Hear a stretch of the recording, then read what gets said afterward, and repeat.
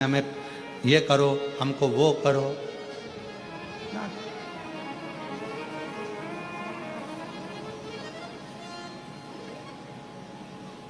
शिव तत्व है। दबाव देने वाले ढेर मिलेंगे, अपशब्द कहने वाले ढेर मिलेंगे, ताना देने वाले ढेर मिलेंगे, पर आप अपनी पूर्ण ऊर्जा के साथ में शिव महापुराण की कथा कथी है। 6 बेलपत्र, 6 पुष्प, 6 दुर्वा, 6 चावल के दाने और साथ में अपना परिश्रम पूर्ण करो।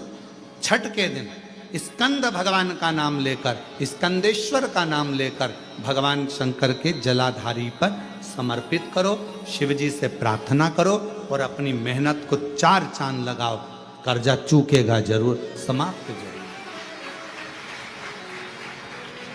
कर्जा का मतलब ये नहीं है कि आप कर्जा करे हो तो मेरे से बन नहीं रहा, मेरे प्राण छूट जाए तो अच्छा, मैं तो मर जाऊं, मैं टेंशन में हूं, मैं डिप्रेशन में हूं, बहुत परेशान हो गया, ऐसा हो गया। ना ना, दुख आता है। जब सुख आया, सुख चले गया तो दुख आएगा, तो दुख भी जाएगा, दुख भी समाप्त होगा। उसमें क्या विचार कर। ऐसा तो नहीं है कि दुख समाप्त नहीं होगा, दुख नहीं जाएगा। सुख आया है।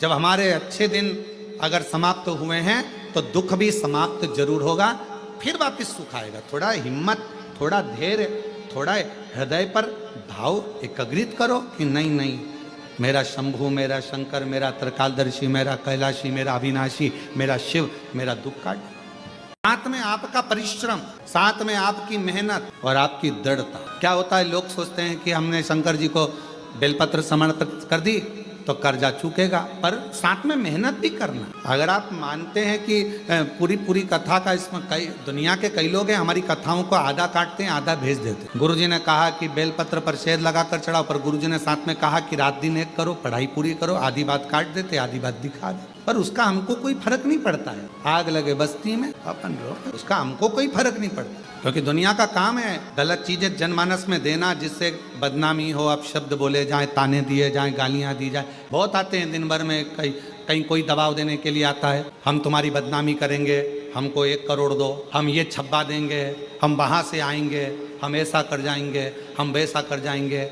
बहुत आते, दिन भर का काम है इनका, रोज का यही काम है, हमें ये करो, हमको वो करो। शिव तत्व। दबाव देने वाले ढेर मिलेंगे, अपशब्द कहने वाले ढेर मिलेंगे, ताना देने वाले ढेर मिलेंगे, पर आप अपनी पूर्ण ऊर्जा के साथ में शिव महापुराण की कथा कथी है। 6 बेलपत्र, 6 पुष्प, 6 दुर्वा, 6 चावल के दाने और साथ में अपना परिश्रम पूर्ण करो। छठ के दिन स्कंद भगवान का नाम लेकर, स्कंदेश्वर का नाम लेकर भगवान शंकर के जलाधारी पर समर्पित करो।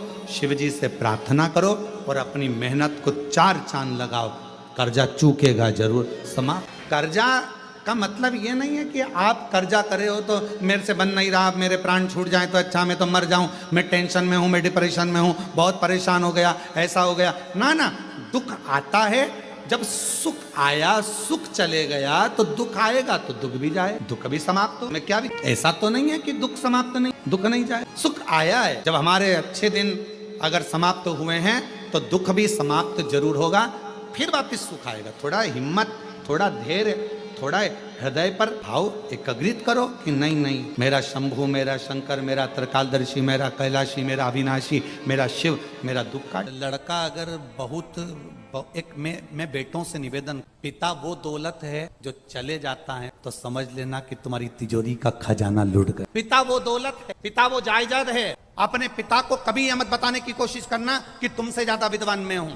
अपने पिता को कभी ये बताने की कोशिश मत करना कि तुमसे अच्छी दुकान में चला लेता हूं। अपने पिता को कभी ये बताने का प्रयास मत करना कि तुमसे अच्छी नौकरी में कर रहा हूं। अपने पिता को ये कभी बताने का प्रयास मत करना कि तुम जितना नहीं कमाए उससे दुगना मैंने कमाकर गाड़ी खरीदी, बंगला खरीदा, ये बनाया, जेवर बनाया, ये करा, वो करा। अपने पिता को कभी ये मत बताना कि मैं जितना कर सकता हूं उतना तुमने नहीं करा, क्योंकि पिता की बराबरी तुम कभी नहीं कर सकते, क्योंकि पिता पिता होता है। उसने अपना पूरा जीवन जो कमाया वो तेरी विद्या में लगाया, जो कमाया तेरी पढ़ाई में लगाया, जो कमाया तुझे अव्वल बनाने में लगा दिया। खुद दुकान पर भूखा रह कर शुगर की बीमारी कर ली। टिफिन आता था, नहीं खाता था। थोड़े 2 ग्राहक और देख लेता हूं, 2 ग्राहक और देख लेता हूं, थोड़ी देर से खाना खाऊंगा, थोड़ी देर से भोजन करूंगा, थोड़ी देर से रोटी खाऊंगा, 2 ग्राहक